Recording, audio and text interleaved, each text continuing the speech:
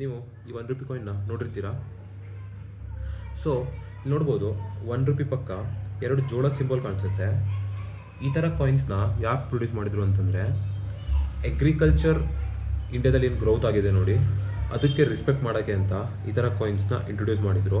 So ಇಲ್ಲಿ ನೋಡ್ಬೋದು ನೀವು, ಇದು 2004 ರೆಡಿಯಾಗಿದೆ.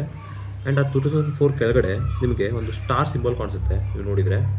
ಸೊ ಆ ಸ್ಟಾರ್ ಸಿಂಬಲ್ ಏನಂತಂದರೆ ಆ ಕಾಯಿನ್ ಎಲ್ಲಿ ರೆಡಿ ಆಗಿದೆ ಅಂತ. So star means Hyderabad. So ಈ ಕಾಯಿನ್ ಇವಾಗ ಹೈದರಾಬಾದಲ್ಲಿ ರೆಡಿಯಾಗಿದೆ. ಡಾಟ್ ಇದ್ದರೆ ಅದು ಮುಂಬೈಲಿ ರೆಡಿಯಾಗಿದೆ ಅಂತ.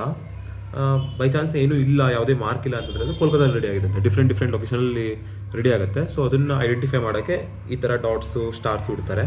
ಸೊ ಹಿಂದ್ಗಡೆ ಕಾಮನ್ ಆಗಿ ಸತ್ಯಮೇವ ಜಯತೆ ಅಂತಿದೆ, ಆಮೇಲೆ ಅಶೋಕ ಸ್ತಂಭ ಇದೆ. ಇವಾಗ ಈ ಥರ ಕಾಯಿನ್ಸ್ನ ಪ್ರೊಡ್ಯೂಸ್ ಮಾಡ್ತಿಲ್ಲ. ಏನು ಮಾರ್ಕೆಟಲ್ಲಿದೆಯೋ ಅದೇ ಸರ್ಕ್ಯುಲೇಟ್ ಆಗ್ತಿದೆ ಅಷ್ಟೇ. ನೀವು ಇವಾಗೆಲ್ಲ ರೇರು, ಈ ಥರ ಕಾಯಿನ್ಸ್ ಸಿಗೋದು ಕೂಡ ರೇರು ಸ್ವಲ್ಪ.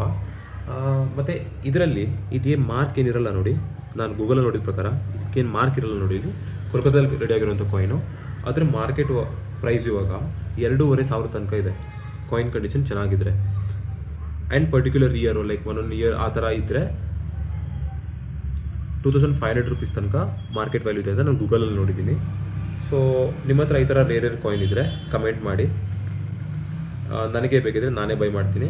ಇಲ್ಲ ಯಾರು ಇಷ್ಟ ಇದ್ದವರು ಬೈ ಮಾಡ್ತಾರೆ. ವಿಡಿಯೋ ನೋಡಿ, ಕಮೆಂಟ್ ನೋಡಿ. Thank you.